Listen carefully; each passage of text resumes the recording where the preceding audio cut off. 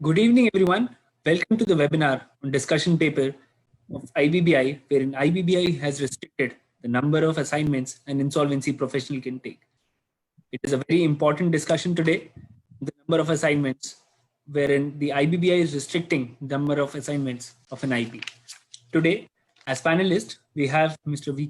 KV Jain, who is a chartered accountant and an insolvency professional and has over 25 years of experience. He was also a past president of the Chandigarh branch of ICAI.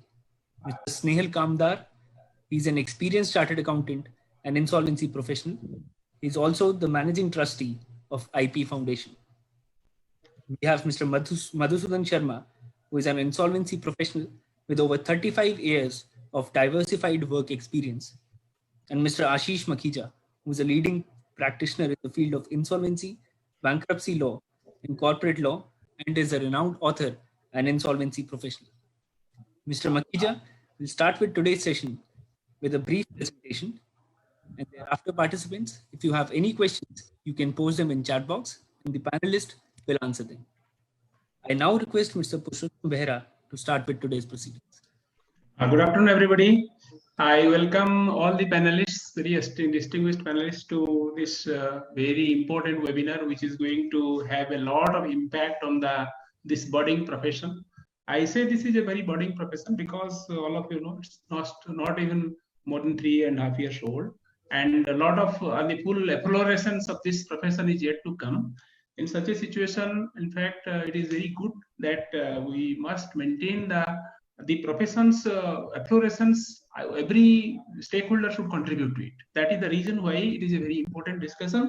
And three things that has gone into it, which I would like to say, is that everywhere we have gone through all these things, everywhere it says the IP should be independent, the IP should be impartial, the IP should be effective. So I think there should not be any compromise on any of these three aspects because of which this thing has come. So I want to try to give a lecture on this. Just I wanted to say that it is very important. Because of this, let us all give our views very candidly, keeping in view not our own interest, but the interest of the entire process, the profession's process, the purpose of this law, everything, keeping that in view. Let us debate on those four aspects. So now I invite Ashish Makhija sir to have his presentation to give a brief, to set the tone of this webinar. Thank you, sir. Over to you, sir. Yeah, thank you, Mr. Behera, and good evening to all participants. Well, friends, as Mr. Purushottam Behera mentioned, that this is a very, very important discussion. The IBBI for the first time wants to restrict the number of assignments to be handled by IP. As we all know, in BLRC report, there was no restriction. In fact, they said that let it be market forces, whether it is a fees or whether it is the number of assignments. Well, after a period of 3 years of IBC, we are seeing, in fact, now we are going to complete 4 years also very soon in IBC. Well, they are wanting to restrict. So let me immediately take you to the discussion paper, the broad points which are there, so that then we can have the discussion. First is IBBI says, which all of us know, that time is the essence in all the assignments which the IP handles under IBC. And they have also mentioned the code of conduct at 2 places. That number 1, IP must adhere to the time limits prescribed in the code and the rules, regulations, and guidelines. Well, we all know that there is a code of conduct which says that the time limits need to be adhered, and they are actually trying to focus that time limit should be adhered. Well, I can say from my experiences for working with the IPs that most of the IPs, or rather, I would say majority of the IPs are actually following the time limits. Well, the other players in the game, whether they are following those time limits or not, well, that's a big question. Then secondly, the code of conduct says IP must refrain from accepting too many assignments if he's unlikely to be able to devote adequate time to each of his assignment. Well, this is kind of a self-regulatory provision in the code of conduct. And they are advising that the IPs should not accept too many assignments. Now, what is the meaning of too many assignments? Well, that was not clear to anyone. Everyone was having his own thoughts. So now that too many assignments is they are wanting to define that. And there is no restriction on the number of assignments to be handled as insofar as this is the current position. Well, what IBBI says is let's try to understand from where the problem has come. They say that IP, if you are appointed as an IRP or RP, particularly RP or a liquidator, now you are going to manage the company as a going concern. So your position is equivalent to the managing director, CEO, or maybe because the powers of the board of director also vest in the IP. Well, can you be an MD in more than one company in a public limited company? Can you be a whole-time director in more than one company? So they have actually taken the cue from Companies Act, which caps the number of companies in which an executive role can be played by an MD or a whole-time director or a KMP. Well, they say that whole-time director can be a director only in one company. So there's a restriction of whole-time KMP also. Of course, for MD, there is some relaxation. But they also say that there is a dedicated effort and concrete decision making is required by the IPs, which we don't deny. And this is one of the statistics. Of course, they have not shared the statistics, but they have shared that few IPs are handling too many assignments. So they say the distribution is skewed. I mean, there are, on the one hand, there are many IPs who are not even doing a single assignment. On the other hand, some IPs are claiming that they are doing more than 100 assignments at one point of time. Well, this is definitely skewed. Well, if you call it as a market forces, I don't know. But this is actually the reality of life also. They say that in long run, this is actually detrimental to the institution of IP because for IBBI, all IPs are equal. They have also quoted some of the jurisprudence. There was a judgment of order of Lanco Infratech where a large assignment was to be handed over to an IP, but they noted that IP is already handling 3 assignments of large companies. And they mentioned in the order that he would not find sufficient time to act as IRP. So here, there is a legal decision, whether IBBI is restricted or not, whether it is free market resources or not. Well, here is an example where NCLT Hyderabad bench refused to appoint an IP in a 4th case when he was handling 3 large assignments. The definition of large, of course, is not given, but let us assume they were large companies. Well, in case of LML Limited, also they have quoted that RP failed to file the progress report in time, because here the time limit is very important. And they said that he was not careful in following the timeline prescribed under the code. Probably they were handling too many assignments at that time. We don't know. Of course, that is not mentioned here. This is the proposed action, what the IBBI wants. I think most of us would have read it. I'll just run it very quickly.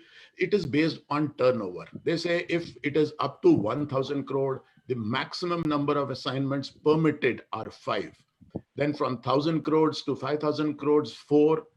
More than 5,000 crores to 10,000 crore, 3. More than 10,000 crore, 2. And more than 50,000 crore, 1 assignment should be taken up.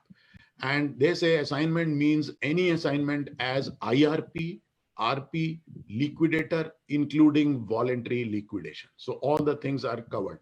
And there's a maximum of 5 assignments at any given point of time. So if you are doing, say, less than 1,000 crore, 5 assignments, you maximum you can take 5. Well, you end up with 5 assignments only. You can't take more than that then. But if you are taking, say, more than 10,000 crore or 50,000 crore 1 assignment, still you can accept 4 assignments, but not of more than 50,000 crore. So you can accept lower than that.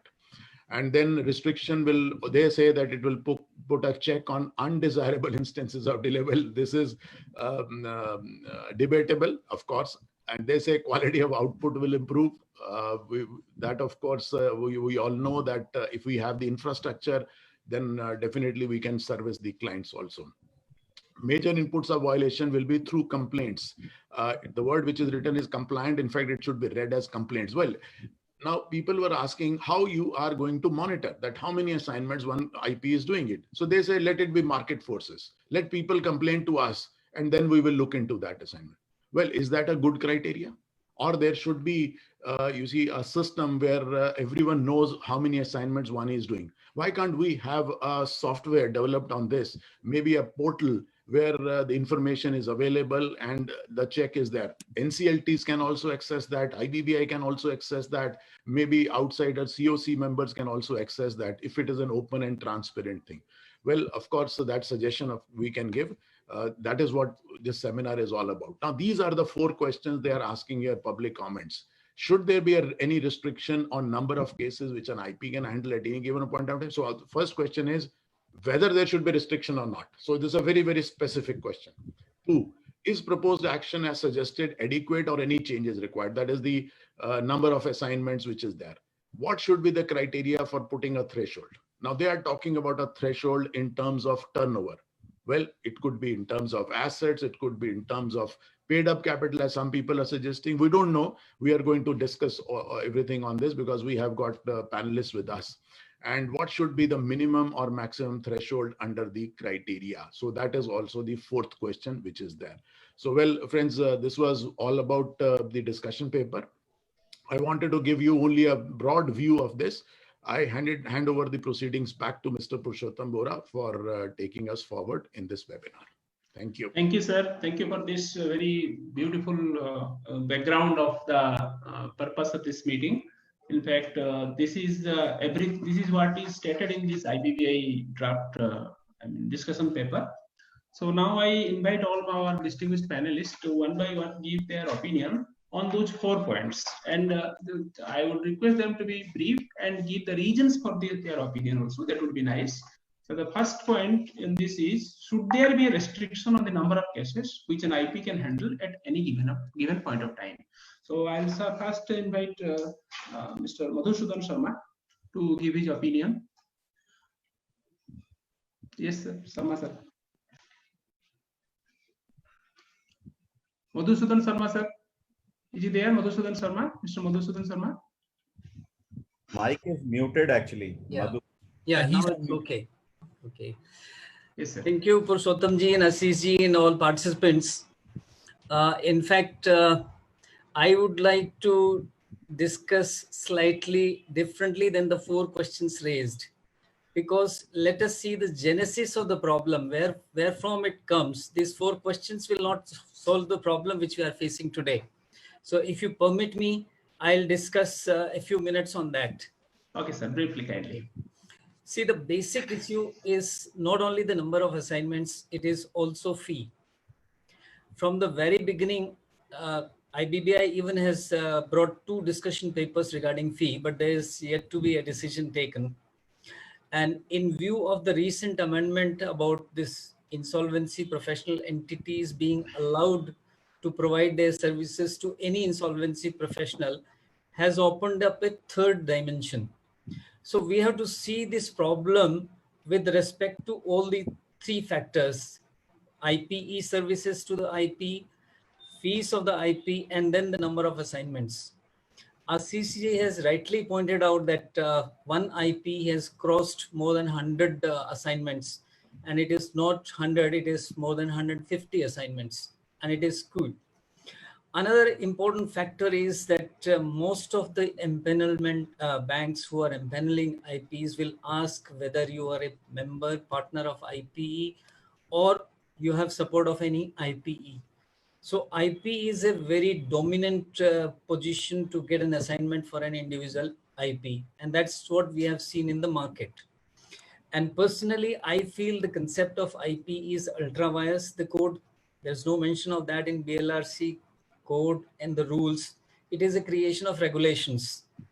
So that is my personal opinion. And the whole problem has come up because of the role of IPEs. And now when IPEs are allowed to give services to any IP, then this problem will get vitiated further. So without deciding the question of fees, coming to the question of limiting the assignments, to my mind, is not practical. And the kind of parameters given are very difficult to gauge.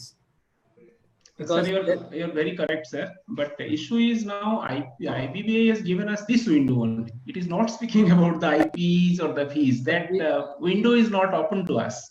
Yeah. So in that context only, sir, I would request you to give your opinion pointedly on whether we should be restriction or not in the given circumstances that is there available to us. It's true.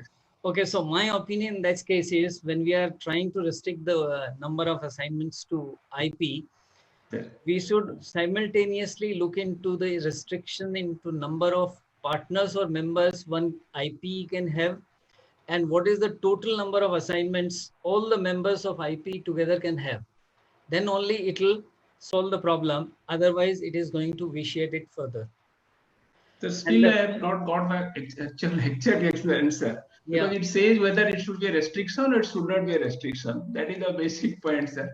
Yeah, that's what I'm saying, that there is no point in restricting only the number Okay, of so assignments I to shall take IP. it as no, sir. I shall It has take to it as be no. restricted simultaneously for the IPE as a whole and the Correct, number sir. of members in an IP. Exactly, sir. You have given your reasons first. Yeah. And the So second thing is, okay. Yes, sir. You want on the second question also?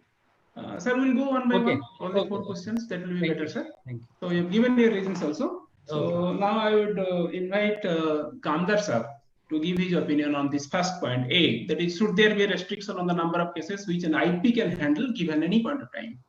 Okay. Yes, sir. Kamdar sir. Yeah, Mr. Bera, before Mr. Kamdar says anything, well, we have Madam Bhuvneshwari Ramanathan also with us. So maybe Anurag, can you quickly introduce her to us? Okay, sir. Yes, sir. We have Ms. Bhuvneshwari here with us. She has 26 years of experience, mainly as CFO and company secretary in various companies. Presently, she is a full-time insolvency professional. Welcome, ma'am. Yeah, over Yes, to sir. Kamdar sir. Good evening, everybody. Yes, ma'am. Welcome, ma'am. Welcome, ma'am, Yes. and thank you, Bera ji, for asking me to share my views on the should there be any restriction on number of cases which IP can handle at a given point of time. Sir. Straight answer, if you ask me, no. It is no restriction should be given on the number of cases that can be handled by the IP at any given point of time, because each IP who has entered into this profession, he has entered into this profession into thinking that it is a full-time profession. Now restricting him with numbers, you are restricting his views. Ashish said that the rationale came from the Companies Act where MD appointment is there. Now the role there as a MD, when you are appointing, it goes into a different ballgame. Are the RPs paid the same fees? Secondly, when you restrict the RP on the number of assignment, probably this will be constitutionally also invalid down the line. So my view that no restriction on this point should be given to the IPs. IPs can handle the cases as he wants. If he has an infra, if he has a capability, if he has a strength to do the cases, he should be able to take it.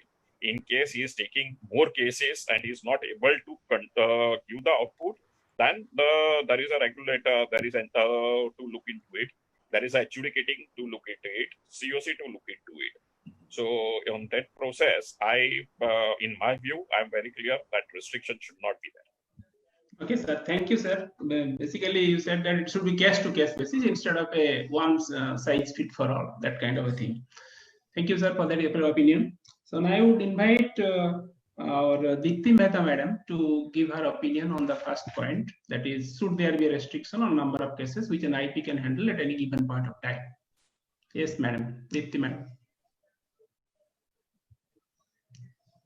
I'm not able to see Dipti ma'am is not here right now with us. I think we can take the opinion of Ms. Bhuvneshwari. Okay, we can take Madam Sachin. Yes, Madam. Bhuvneshwari, Madam. Kindly give your opinion on this. Good evening and thank you for this opportunity.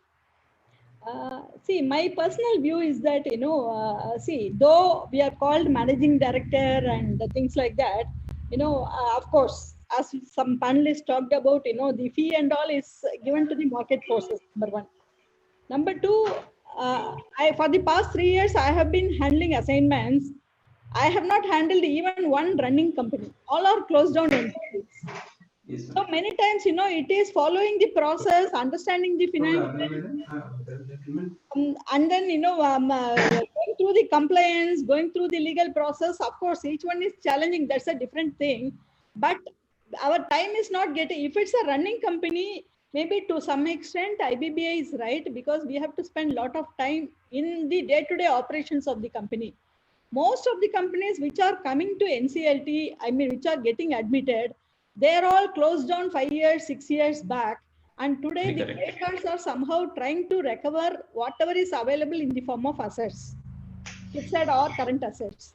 So when that is the case, and in spite of that, we try our level best to do the resolution plan or liquidation or whatever be the other ways out actually. When that is the case, I don't think, the restriction has to be given. Some IPs might have got more than 10,000 crore assignments of several assignments and all that.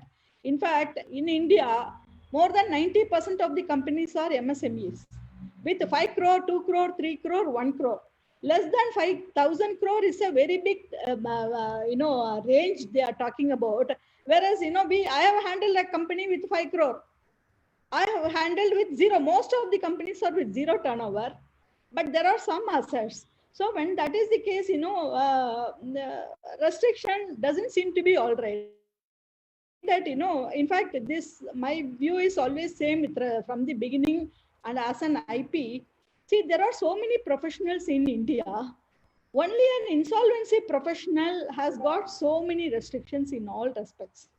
Day-to-day basis, if you go to the bank, for example, State Bank of India, if you are holding more than 3 assignments, they are not going to give you any assignment. Exactly. NCLT, three assignments or 2 assignments, they will not give. But even if you don't have assignment, NCLT will restrict for certain reasons. That is a separate issue.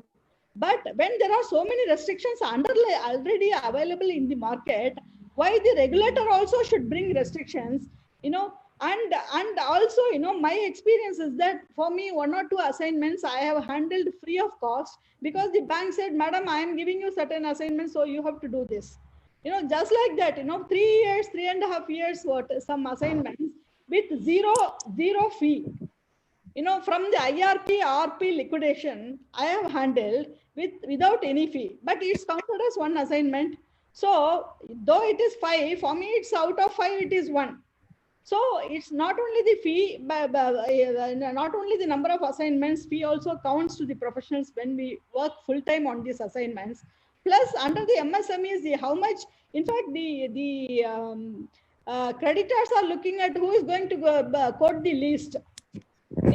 That is how there are so many market forces deciding the fee, deciding the number of application cases. When that is the case, I think regulator should leave it to the market forces.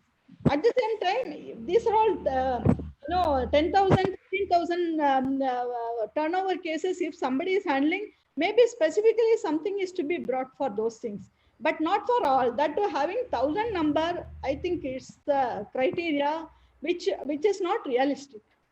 1,000 crore is a higher benchmark, you mean to say, ma'am? No, all the companies are under 1,000. How many 1,000 crore companies are there in the country, sir? Okay. So thank you, ma'am, for your opinion, very clear opinion. And you have gone one stage ahead also with that criteria thing. Now I would invite Mr. Jain to give his opinion on this first question. That is, should there be any restriction on the number of cases with reasons? Thank you, Purushottamji, for inviting me on this question. First of all, I will like to introduce you to the concept under Chartered Accountancy Act. Under Chartered Accountancy and Companies Act, we got the restriction. If we are practicing as a chartered accountant, our tax audit, number of tax audits are restricted. As an auditor to a limited company, my number of audits are restricted to 10. And total overall audits are again restricted to 20. So as far as the restrictions are concerned, every profession must have certain restrictions as to the total number of assignments, because definitely it will affect the quality. As Makhija ji was also telling, more than 100 assignments of IP is handling. How he can handle that is a separate issue. But other thing, if they restrict the number of assignments, then it will hamper the development of the profession as a whole. Because if I am shifting from my existing profession to a IP profession and my number of assignments are restricted, then this profession will not grow. This profession may percolate in different persons. Number of persons they will be able to increase to be in this profession. But ultimately, this profession will not flourish if they try to restrict it. So they should be very careful when they are putting up these kind of restrictions. They should be very cautious about doing that, because many people will think of then shifting back to their basic professions, whether they should continue with this profession or not. Thank you, sir. Very, very, very clear opinion. Very clear opinion, in fact. So I think we can. So Ramanathan, Bhuvaneshwari Ramanathan, you have given, madam, already. Mr. Raju, PVS Raju. Is he there? No, sir, Mr. Raju is not here with us right now. Raju. So we have 4 panelists now. So Sir Rasi sir also have to give his opinion also briefly on this first point, sir. Okay. Mr. Purushottam, I think, see, there are two aspects which we have to consider, right? The one aspect is whether do I have infrastructure with me or not? That's one question. Like everyone, like Mr. Virenjan talked about chartered accountant. So similarly, probably for secretarial audit, there is a restriction for the company secretaries also. But coming to the legal profession, now, in legal profession, we have you see, in a very lighter vein, we say that 1% of the advocates have got 99% of the work, and 99% of the advocates do the 1% of the rest of the work. Well, so the things are skewed there also, isn't it? I mean, there are large, big firms and there are smaller firms also. Well, it depends upon the infrastructure. If you have the infrastructure to handle, then why there should be a restriction? That's a big question which needs to be asked. Well, we can always go on discussing that some of the IPs are not getting a work. Well, that is definitely there.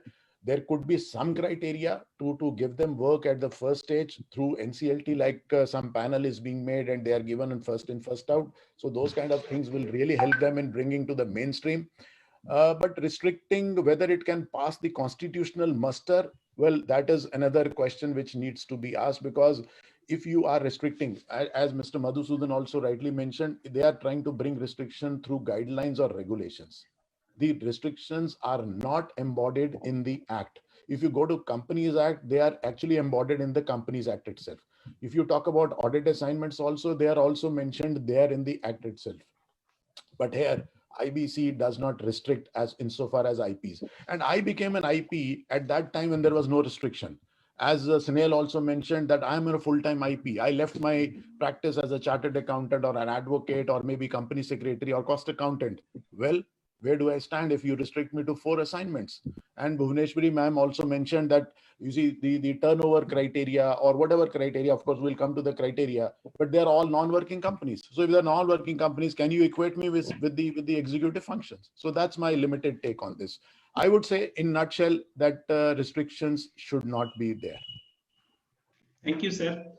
Sir, now that we have more or less given our opinion, formed our opinion on number A, that is, should there be a restriction? But the question number B is mostly dependent on a yes option. Because if it is yes, what is the proposed? Suppose we are going to have a restriction. For example, because this is what the tone and tenor of the IBBI draft circular discussion paper is suggesting. It is also quoting, as Ashish sir had said, it is quoting the Companies Act, saying that an MD is restricted, a full-time director is restricted. So that the tenor is suggesting towards that. Suppose it is going to be yes. So what should be our, what kind of restriction should be put? That opinion which I think in the beginning Sarma sir was going to tell. So I will invite Sarma sir again to tell us what kind of restrictions should be there, so that the profession brings it full efflorescence. Yes, Sarma sir. Mr. M.S. Sarma. Okay, Mr. Purushottam, I think you have to ask a specific question to a panelist only, then probably you have to take the name. I think then it will be more much better. Sarma ji only. Mr. Sarma. Mr. Madhusudan Sharma. Madhusudan Sharma. I think he's. I think he's dropped, sir. Yeah, we can start with Kamdar sir then. Yes. Sir, what side of restriction should be there? Suppose there is a restriction. Okay. Thank you, Bera sir. Now, if restriction is to be imposed, the first and foremost, till now, under IBC, what we have been discussing is a debt, the liability side. And all of the sudden, this turnover criteria has come. The company which is already into problems, okay, that turnover of which year that you are looking at. Yes. The criteria for turnover should not be there, in my view, is something, the first point that I have on this. The criteria should be maybe, in my view, like running company, closed down company. You have require different bandwidth for working on both the type of companies. So restriction by way of handling running company, you may have lesser of the assignments, but closed company you can have handle more. Including the voluntary liquidation and liquidation also in the limit is another challenging thing, because voluntary liquidation is something very procedural work, which may not have much of the issues, because there is already a commitment from the board that and the shareholders that failure to pay liability will be taken care of. So voluntary should not be included in the restriction in my view. And liquidation. Now liquidation, any matter that has entered into liquidation, it takes 2 to 3 years. So if I take a liquidation matter and in first 30 days, the asset is taken out by the financial creditor from the liquidation estate, I may not have an asset, but I will have to run the liquidation process for till the completion. And the timeline of 1 year, what is being given as per at present in scenario, that mostly will be extended in most of the cases. Now, in that view, if I have a restriction where liquidation is also included, the many IPs would not find it lucrative. So restriction on the number, if given, first it has to be defined restriction for as a IRP, RP, and as a liquidator, because at each level we have to give the consent. So this restriction will be on the consent, because if I have already given 5 consent, I don't know whether the admission of which consent will happen. So this restriction has various other factors also to be seen. So first, if restriction to be applied, it has to be applied on going concern, non-going concern. It has to apply on all the 3 stages differently: IRP, RP, and a liquidator, in my view. As far as the criteria, then under that each criteria, the turnover criteria should not be there, a debt criteria should be there probably, because it is a more or less the resolution of a debt that is going to come from the process. So turnover has no linkage over these things. So in my view, if the things are there, then they have to change the total scenario. Instead of turnover, debt, going concern, non-going concern has to be taken. Thank you, sir. Thank you, sir. I was mute, so can I offer my suggestion? Yes, sir. Yes, sir. Yes, sir. See, first thing is that single criteria for putting a limit is not practical. As Madam Bhuvaneshwari has also told, most of the companies are defunct or closed. So what criteria in terms of turnover you will consider? So if at all there has to be a limit based on factors, then these will be multiple factors depending on what is the status of the company, whether it is a listed, operational, going concern or not. This single criteria will not work. Exactly. Second thing is in terms of exclusions. If there has to be a limit, then this limit has to be for all types of assignments, whether IRP, voluntary liquidator, or resolution professional. Otherwise, it will happen like time limit under CIRP. There are a lot of exclusions, and there is no meaning of then time limits. And the object is for equitable distribution of work among the insolvency professionals. IBBI has pointed out that only 36% of insolvency professionals have got assignments so far. Okay. Thank you, sir. Thank you for this very clear opinion. Now, Bhuvaneshwari ma'am, kindly give your opinion on that.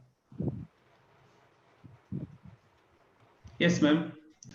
If there is a restriction, what kind of restriction should be there?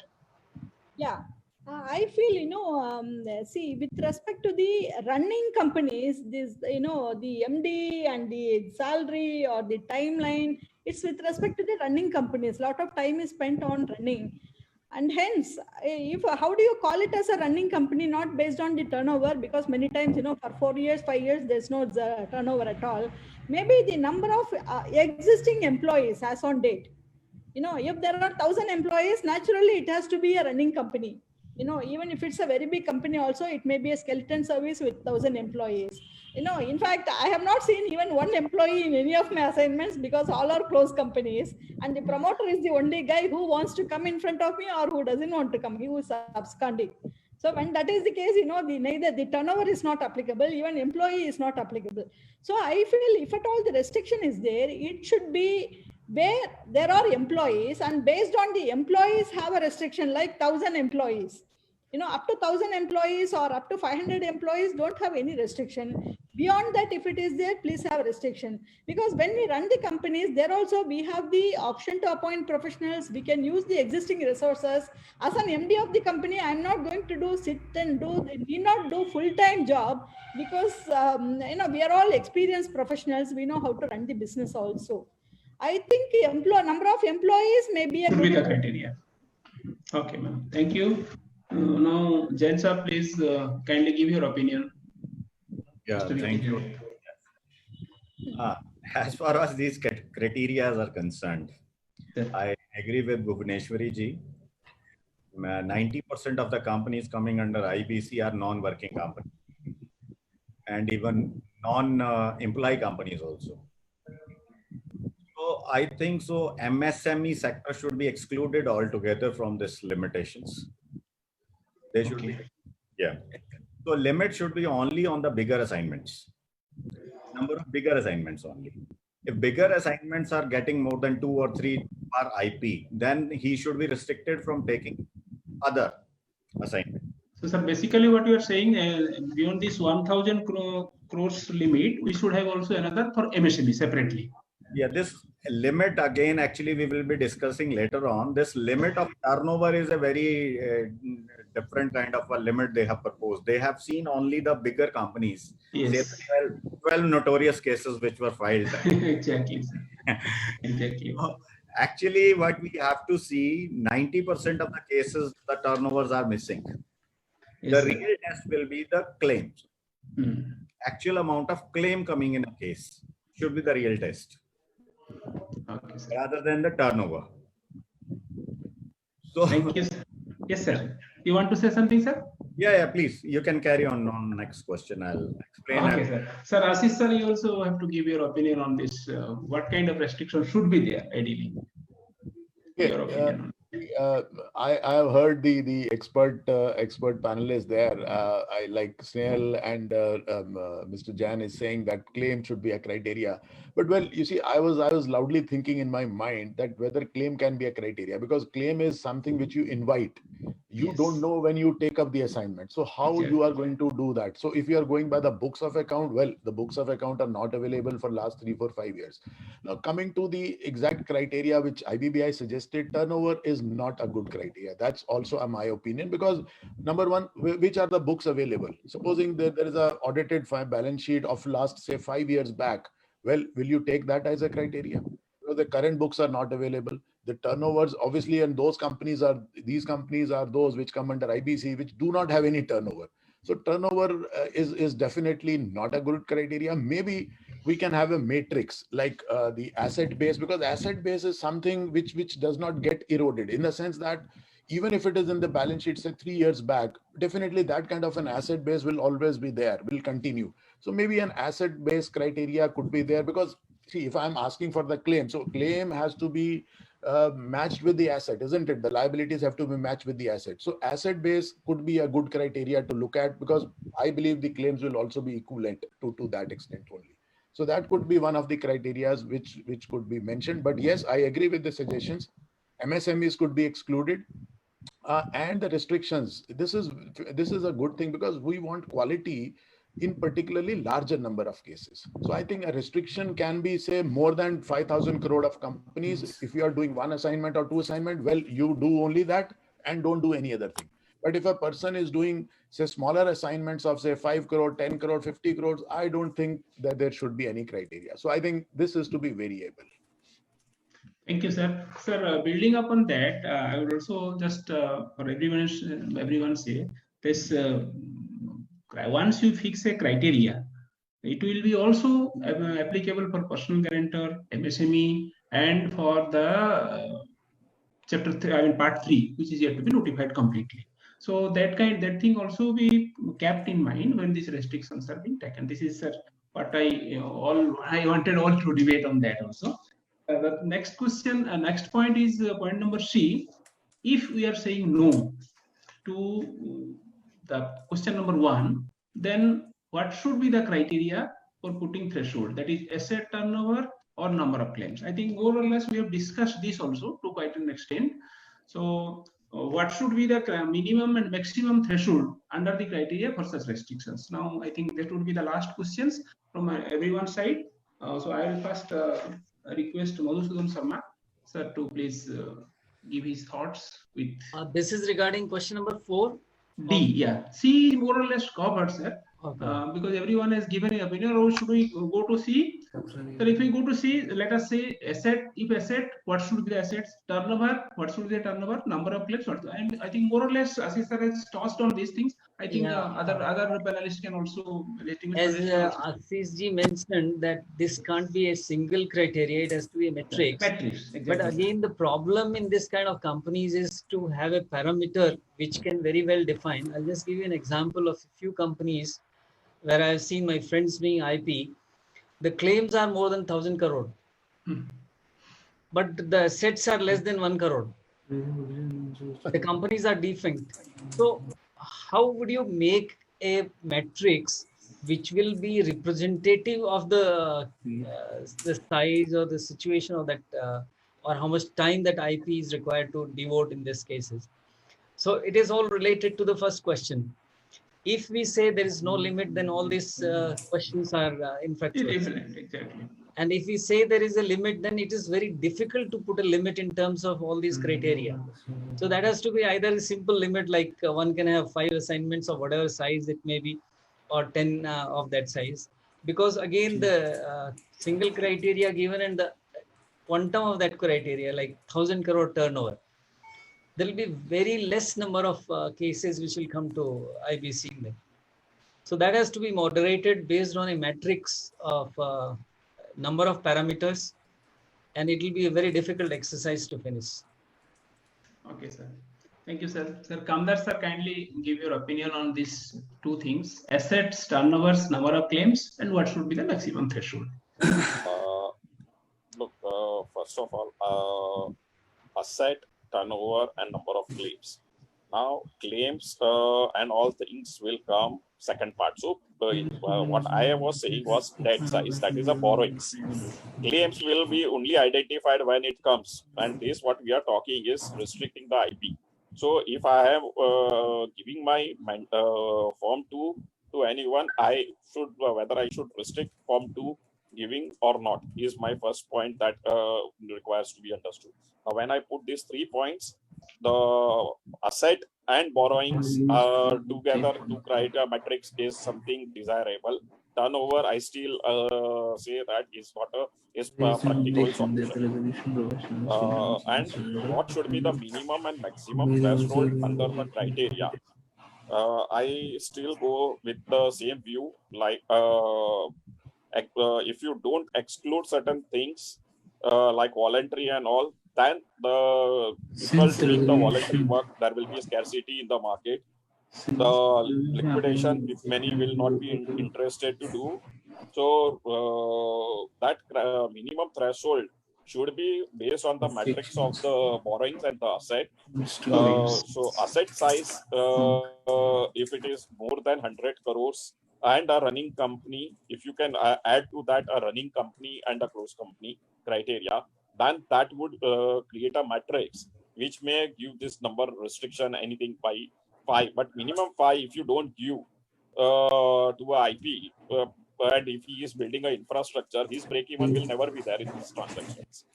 So it has to be a 5 minimum, not the maximum on that lines. So you should allow up till 5 and then you can change the things if you are having a combination of all the things. Sir, you are proposing different kind of criteria for different assignments. Like that is what I understood, sir. Thank you, sir, for that. Sir, now I invite Bhuvaneshwari ma'am to give her opinion on this, ma'am. I want to give one example of an assignment handling. Yes. The claims received is for 3,000 crores. Turnover is 0 for the past 6 years. And the asset size is around 50 crores as per books of account. And the employee is 0. Now, what is the criteria we should consider? If you consider the claim, it's 3,000 crore, minimum asset, no employee, no turnover. And most of the cases are like that, you know, there's no correlation and avoidable transactions and all. We have discussed quite a lot on this. So assets are not available.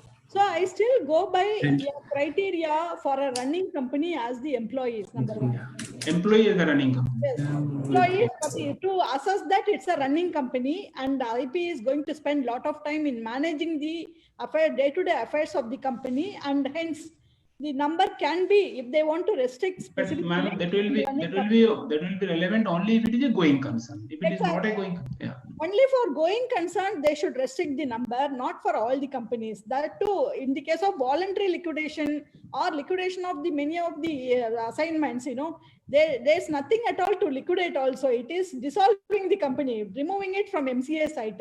I don't think, you know, somebody, we may get 50,000, 1 lakh, 2 lakhs. I don't think that should be restricted by bringing this 1,000 crore company, 1,000 crore turnover and a voluntary liquidation with 0 turnover cannot be equalized at all.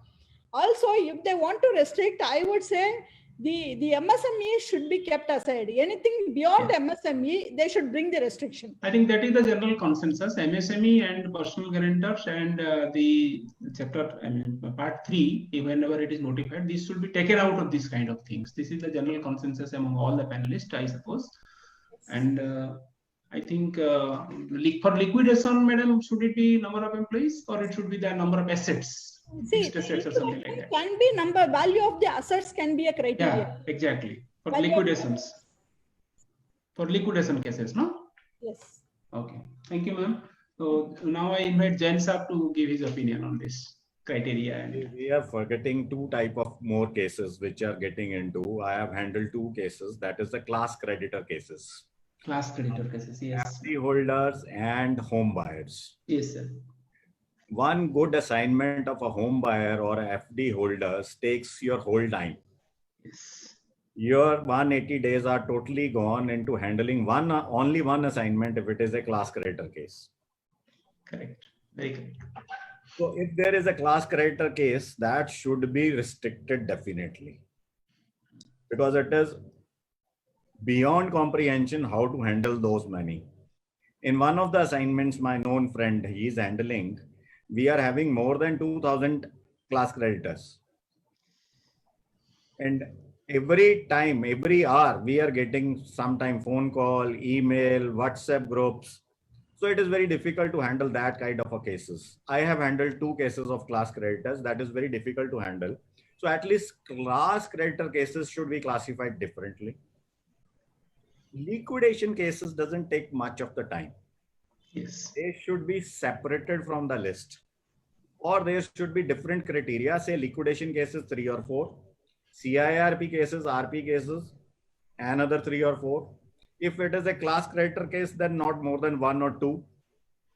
So that kind of a criteria can be designed.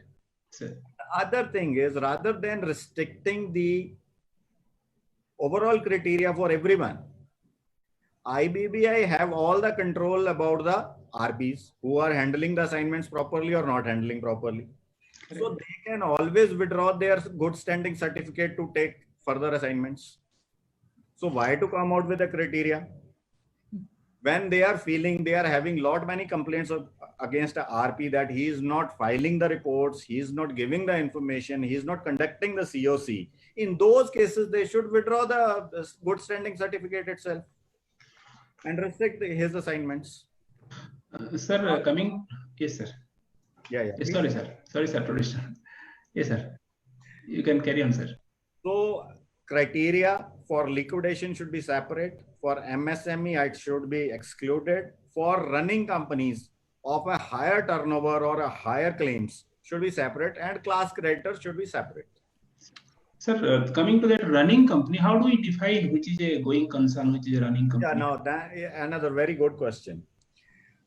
In many of the cases, when we start the CIRP, the companies are not going concern. And once we enter into, we start the company as a going concern, we start the running of the plants. So there, that criteria will fail. In many cases, what I have seen, RPs has restarted the companies. Exactly. So there that criteria will fail as to the non-running and running company. Okay, sir. Thank you, sir. Sir, now Ashish sir has to sum up, sir, on these suggestions of assets, turnover, and number of claims. Whatever should be the threshold, whatever should be the criteria for these things, sir. Okay, I think the overall, you see the view of the participants, which I'm reading on the chat box and the panelists is there should not be any restriction. That's one, which I'm understanding. Well, then if that is the case, my dear friends, then we must write in, you see, wholesale to IBBI, because if we sit silent today, then we are ourselves to blame in future. So please, where the link is given to the IBBI's website, please write to them in the first question, there should not be any criteria. And say question number 2, 3, 4, they do not require answers. So this, or you can say without prejudice to my whatever, then I'm answering these questions. So please do that. Your voice will be heard. Otherwise, if you sit silent at your home, attending webinars only, well, my dear friends, tomorrow the restrictions will come, then we will ourselves to be blamed. That is number 1. Number 2, now coming to the criteria, if the restrictions are there. Well, friends, we have come to a conclusion that asset-based, turnover-based, claim, debt, employee, I think 5, 6 criteria we have discussed. Well, if we make a matrix of this, it is going to be very, very complicated, as Madhusudan Sharma ji also mentioned. Then we are also talking about running company, non-running companies, MSMEs, liquidation companies under liquidation, companies under voluntary liquidation, companies which are defunct companies. Well, that is another set of matrix. Now, if I combine both the matrix, so matrix and multiplied by a matrix, well, it is absolutely impossible to have such a criteria. Why? The ecosystem is not going to function like this. 2, the control will be very difficult. Now, here IBBI says, we are not going to control, let the complaints be filed. Well, then what is the problem? Even if today, as Mr. Jain says, that if somebody is not performing today, he is not able to, you see, handle the assignments in the way in which he is expected to, well, let the complaint come. Well, let the IBBI take a call whether this person is a fit person to conduct the IPs or not. So therefore, that system is already working. Or if you want, then you should make a as I mentioned, either you should make a complete online portal where you see everyone is disclosed and that these are the assignment, this is the turnover, this is the asset base. Let COC take a call. Let NCLT take a call. I think if they are taking a call, I think that's good. And if I feel that I'm not able to do justice to an assignment of more than 10,000, I will also refuse. Because let's trust the IPs also to that extent. The criteria of IPE and other thing, well, there's a separate debate. I think we should have a separate webinar on IP, whether IPE should be there and what kind of services they can render or not, whether it is constitutional or not. But well, friends, I think we are coming to a conclusion saying, there should not be any restriction. That's one. If because of reasons that criteria is also very complicated. That's also one of the things which could be there. Yeah, over to you, Mr. Purushottam. Sir, just to sum up in the last, I just want every panelist's opinion, specific opinion on how this, suppose there is a restriction, how this restriction should be done. I mean, whether it should be on self-declaration by the IP or whether it should be a portal, whether it should be complaint-based. But complaint-based is very funny, it appears to be, because that will lead to more complaints and more fear psychosis on the part of every IP. Then whether at the NCLT stage some declaration is required, I think a quick view from all the panelists should be required on this particular point, how these restrictions should take place, if at all these restrictions is coming. So as usual, Sharma sir, the first to give the answer, sir. Madhusudan Sharma sir. Say, whatever we plan, it should be implementable.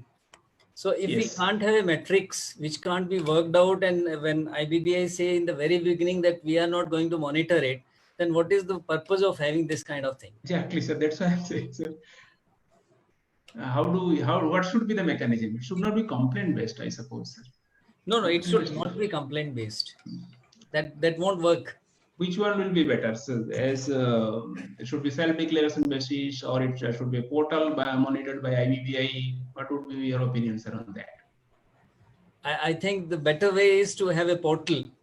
And it should not be from Form 2. It should be only when the case is decided. Exactly. Because that's very uncertain. Okay, sir. We may sign 10 forms and admitted. You mean to say admitted when the case is admitted? Yeah. Okay, sir. Sir, Snehal Kamdar, sir. Kindly give your opinion on this, sir. Sir, look, over control, taking too much, putting too much restriction on IPs from all sides will make the IPs frustrated. The regulator should allow the things to go by market forces. So, in by looking into that things, if you are allowed if I have to get a business from the market forces, then my fees is also to be decided by market forces. Then this restriction has no relevance. Secondly, if restriction is to be put by IBBI, then the restriction on matrix, as Ashish rightly said, that it will be too complicated on various metrics. Then again, like evaluation matrix, what we have for resolution plan, preparing a matrix, giving the weightages and all things will come. And it will not be practically possible to evaluate. And that too on complaint basis, only they will take a call. That is another big issue, because as such, already all RPs are suffering from that grievance process, where 2,000 rupees you pay and the complaint is filed, and then you have to keep on answering them. So, my view is that restriction should not be there. Still, if restriction be there, criteria of turnover is not at all implementable. Okay, sir. Thank you, sir. Bhubaneswari madam, kindly give your opinion on this monitoring. How this, if there is a restriction, how it should be monitored? The monitoring as such, IBBI portal is there. Maybe they can create one more cell with respect to the criteria, whatever they want, it's the finally as per consensus is decided, that is to be there, and it should be implementable for IRP and RP. Not for the form 2 when it is given or the consent form is given, it should not be considered. That's not at that stage, only at the admission stage. Yes. Okay, thank you, ma'am. Jain sir, kindly give your opinion on that.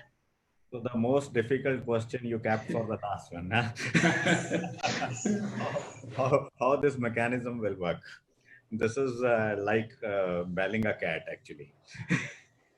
So for monitoring this mechanism, at the time of appointment of RV, what is the time of appointment of IRP, RP or liquidator is by the order of NCLT. NCLT, exactly. It has to be monitored at the NCLT level, not at the IBBI level, or not at the time of giving form 2 or acceptance.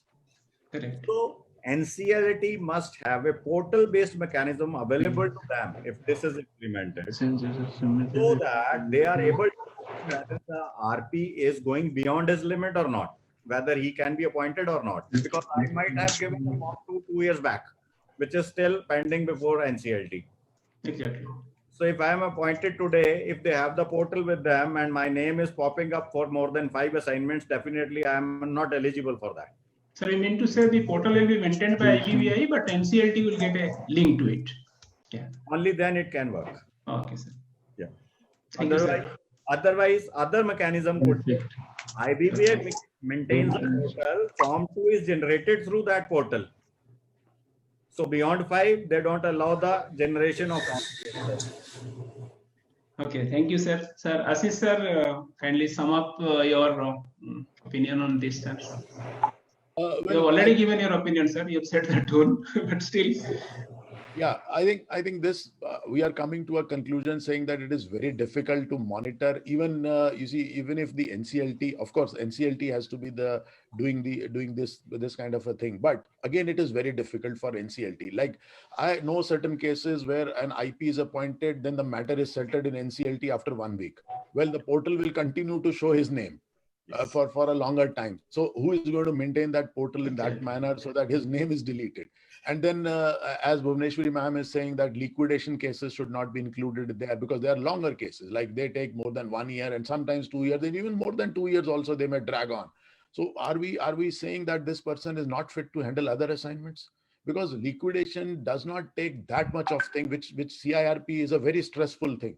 Liquidation is not that stressful. Of course, it involves the professional competence of the IPs, but definitely it is not as stressful as the CIRP process, which is. And then, Mr. Purushottam, you also mentioned about tomorrow, if part 3 is coming, then what will happen?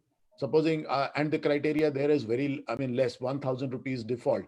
Well, can I handle only 10 cases or 15 cases or 100 cases of professionals? Because there are very less IPs as of today.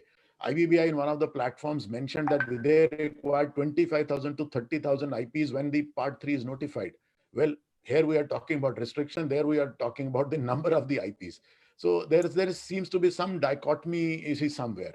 Well, my opinion is there should not be any restriction. And I think we should write in one voice to IBBI that we are not answering question number 2, 3, and 4 because we feel that question number 1 itself, that criteria should not be there. Because if we get in the debate of criteria, then they will get those kind of ideas that what could be the restrictions.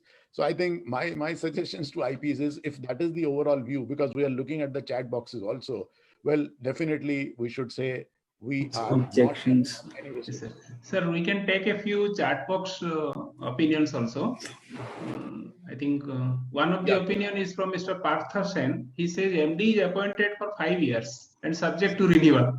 IP is 330. In fact, he has taken the highest one, 330. It is not 330. It is still less. It is 180 days only. So it's not an apple to apple comparison. That is the opinion from Mr. Partha Sen.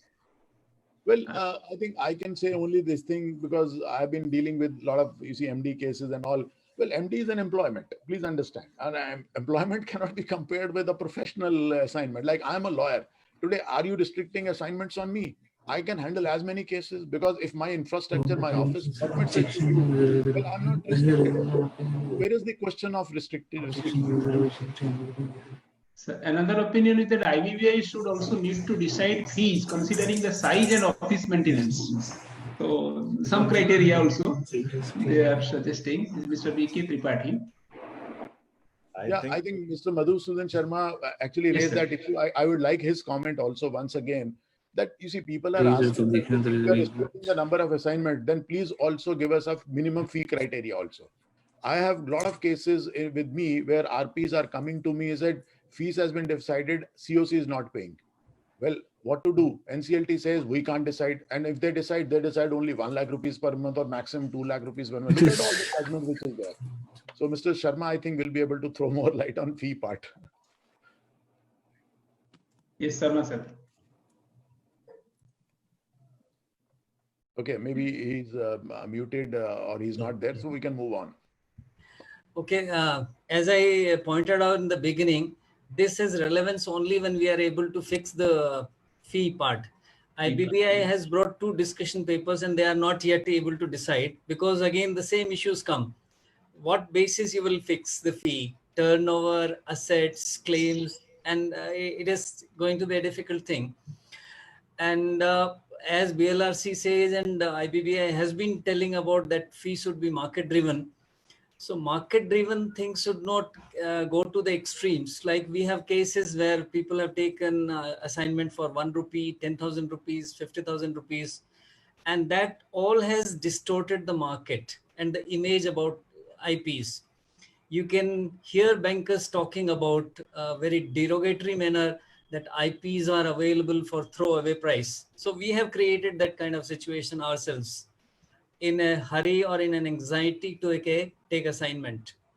So at that point of time, IBBI refused to intervene, that let the fee be market driven.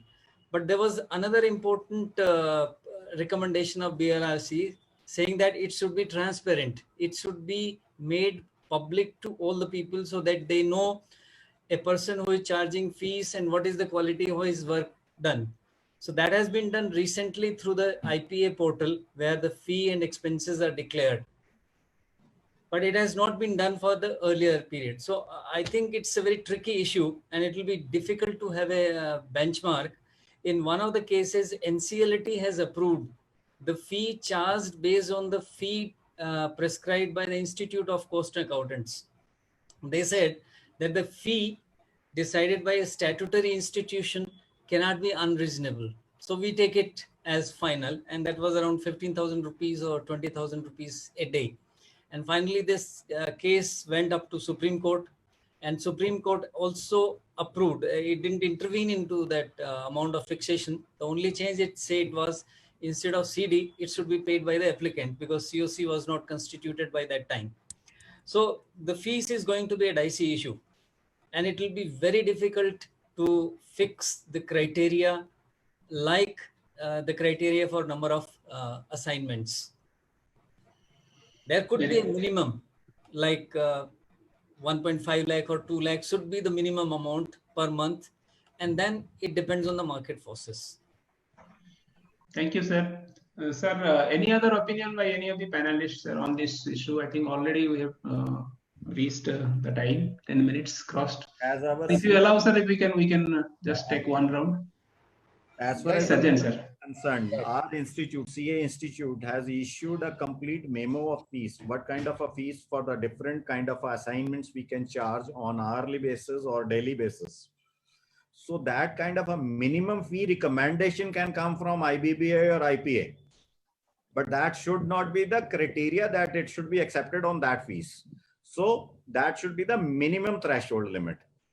Sir, in fact, minimum thing, I mean, the type of liquidation charges they have been given, everybody is asking on working on liquid discount on that table also. Yes. So Even the CARP, they should be on recovery based.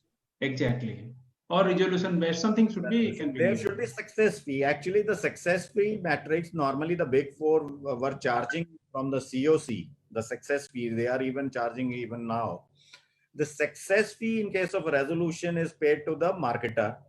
So that success fee should be paid to the RP also. So they will definitely going for maximum of the resolutions.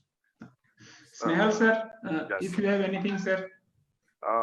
First of all, what Mr. Jain said on success fee and comment on before, my point is they take fixed fee plus success fee. Success fee. Secondly, most of the cases, if you don't have the good relations with the COC, to get this thing is a two-tier fee system is very difficult. Even the fixed fees, what we are talking, is becomes a challenge. Now, when we are talking of the institute, IBBI coming into play, fixing the things like as Jain sir suggested, minimum recommended scale can be given. But my view is, if you are giving a market force driven things at one end, then it should be at all ends. You cannot have one end controlling at your end, at the regulator's end, and other even driven by market forces. If you allow market force, then you should allow market force at all places. IPs, taking it at a low cost, IPs, I was just reading the chat box. Many are raising that the assignments are not being received. The criteria, if you are not receiving, if you are in the NCLT panel, in line they are giving. So assignment has to be get, but you should be also ready to move out around and pitch for the assignment. Sitting at your own place by getting just a certificate, no one is going to get the assignment. Performance will be there. So you have to show your infrastructure, you have to show your skills, present yourself, and then get the assignment. So in my view, assignment seeking is a task which everyone has to follow through their own capabilities, using their own capabilities, and reaching out to the people. For section 7, 9, and 10, all the 3 applications. Not getting just by having a degree, we cannot say that we are not getting the assignments. So Thank you, sir. my view, the things are a little bit different from the other panelists on these lines. Okay, sir. Yes. Thank you, sir. Sir, there is a suggestion that paid up capital and borrowing should also be criteria. What is Madam's view, Bhuvaneshwari Madam's view on this? Again, see, paid up capital may be 5 lakhs and the borrowing may be 200 crore. It has happened in many of the cases. I am seeing it. So I don't think that is the right correlation. I personally feel that, see, IBBI may have to stick on to, in fact, if you look at the law, regular provisions and the regulations, there are enough timelines given, model timeline is given, all those things are already bulldozing us. And if you are meeting all those things, I think, and if the fee is given to the market forces, left to the market forces, number of assignments should also be left to the individuals and the market forces. And based on our experience, we know how many assignments we can take. We know what is the time we are spending on that. What is the amount we can charge? If we charge the extra, we will be thrown out. Somebody else will come in.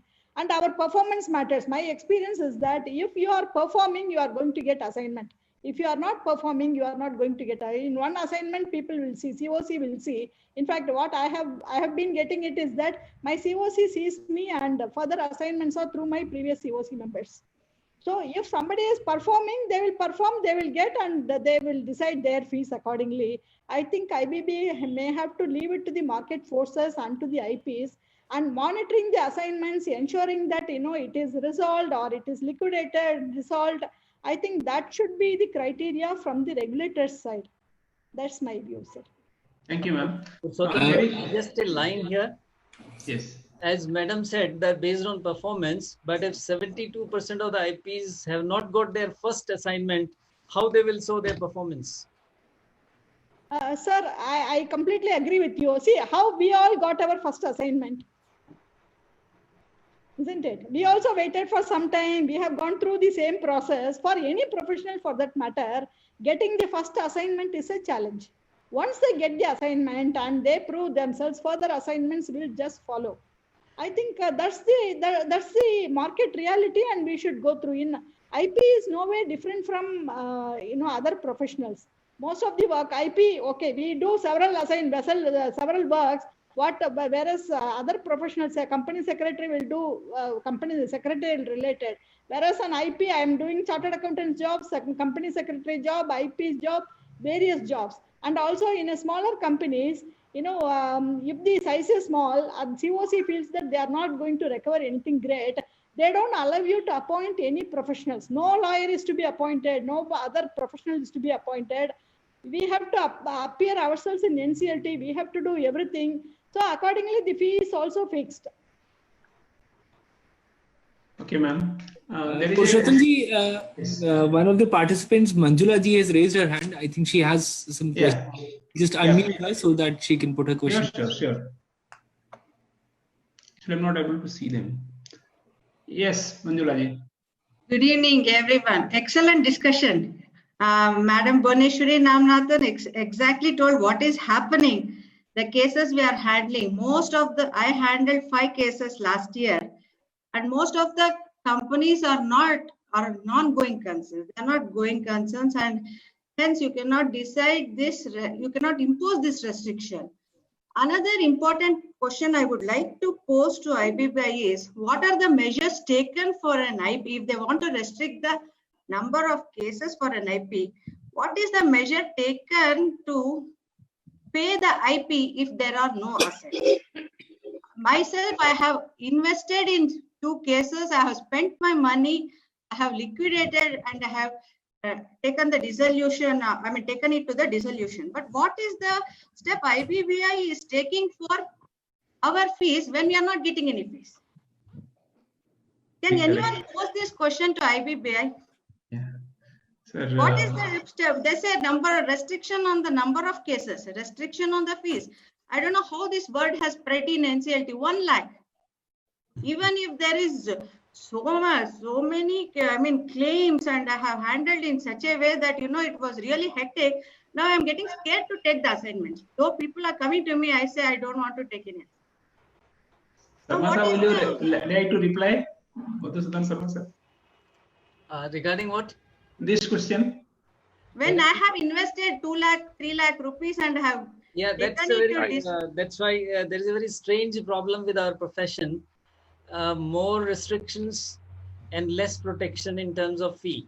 There have been a number of cases where NCLT has referred the matter to IBBI to decide the fees, and I don't think there has been a satisfactory resolution to that issue, because on one hand you say you keep your integrity, honesty, you do things in timeline, you perform the best, you maximize the value of assets, and then you are making the IPs beggars. For small amount of money, they have to run around for NCLT even for expenses. And even as Madam told, we are not allowed to appoint any professionals, any advocates. They want the valuation report. Who will give us the valuation report? How can we appoint valuers if we are not ready to pay? What right do we have to, what right do we have? If I appoint a valuer, I have to pay him. Otherwise, why he will take up this assignment?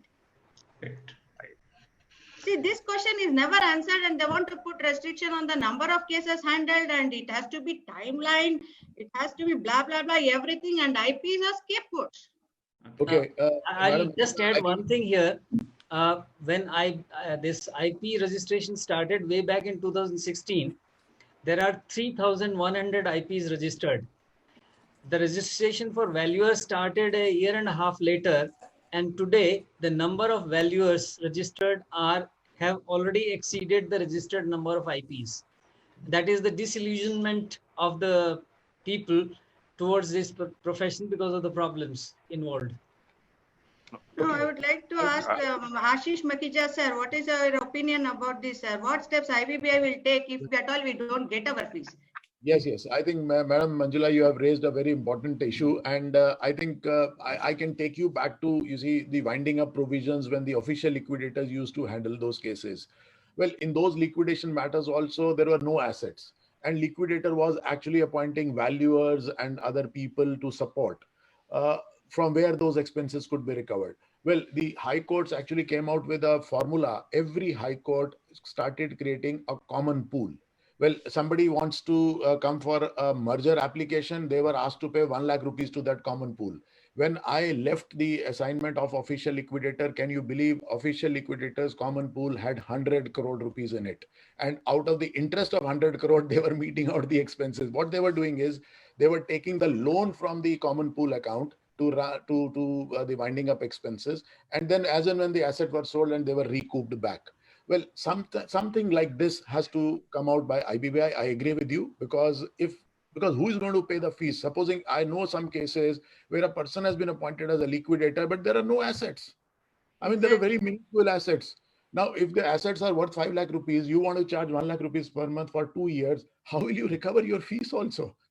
So I think you have raised a very pertinent question, and both the issues are linked. When you are restricting, then please protect us for the fees also. I think this should be brought to IBBI very clearly, as you have also mentioned. Yes, I think if any other participant. Yes, ma'am. Ma'am wants to say something. Yes, ma'am. We are already overshooting our time, but yes, ma'am. Yeah. Though the IBBI has given a portal for public comment, I would suggest that, if all of us can join together and submit one common memorandum, highlighting the issues and why it should not be restricted and all that, that would be more meaningful, I would say. Otherwise, I don't know. Through the portal, who is going to look at the database, how they are going to look at the criteria, finally what they decide, nobody knows. I think, a common memorandum may be submitted. That's my suggestion. Okay, Ashish, one minute, sir. Small thing. Ashish, the fund creation should not be done from IP fees. Otherwise, they will increase our 0.25 fees to other things.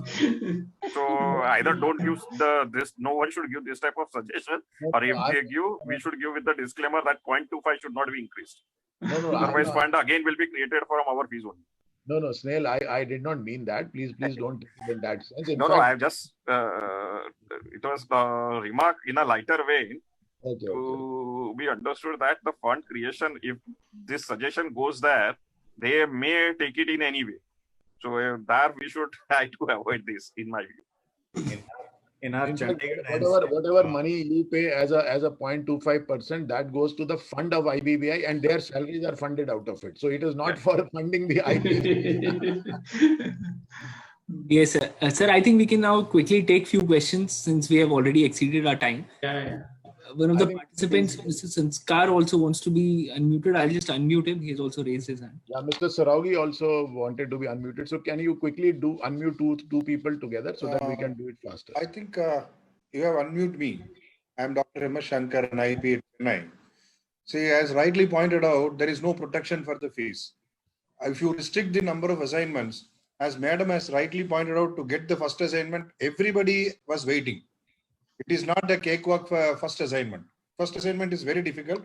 Everybody has to do that cakewalk. There may be a number of people waiting in queue to get the first assignment. But still, people have put in a lot of efforts. They have proved themselves and they got the first assignment. And subsequent assignment comes only out of the first assignment performance. It doesn't come overnight.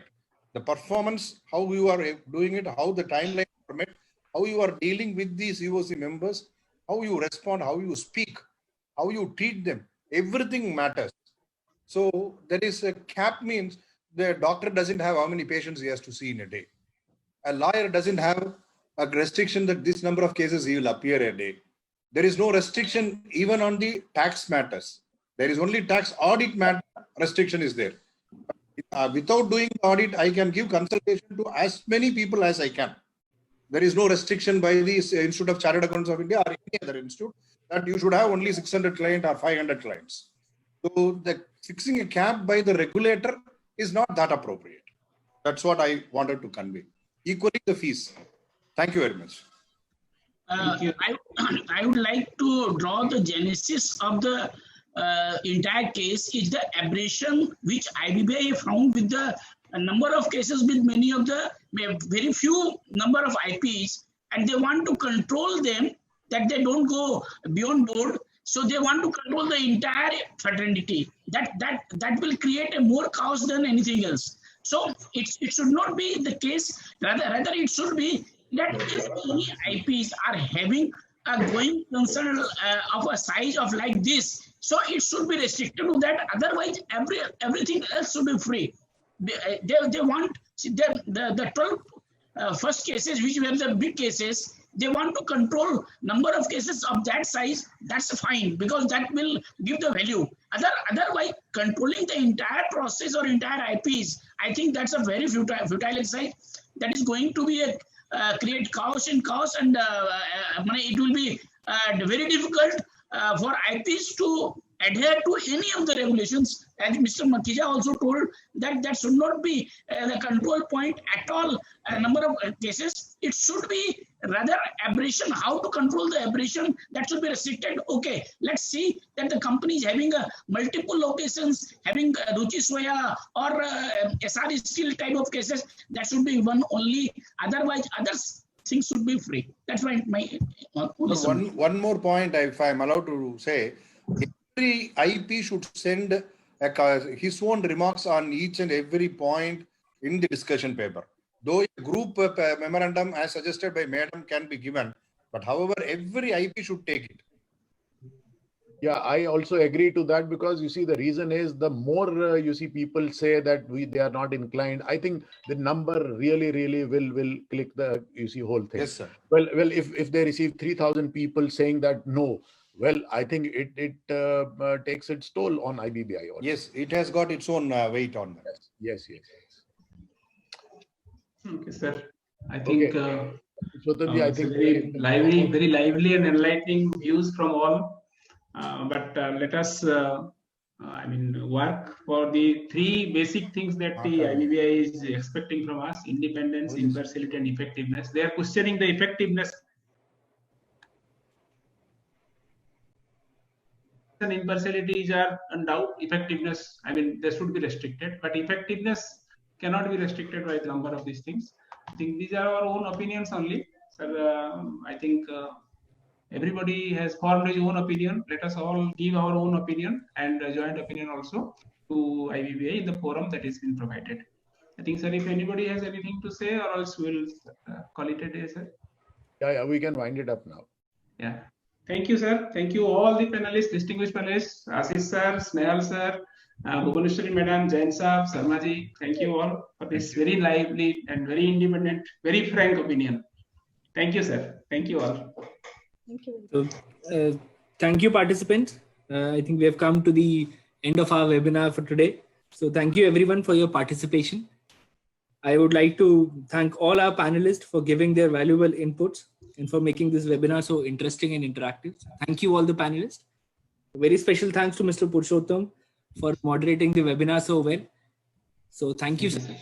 I would like to thank everyone, and I hope we'll see you in next of our webinars on such interesting topics. So thank you. Everyone stay safe, stay healthy. Thank you very much. Thank you, sir.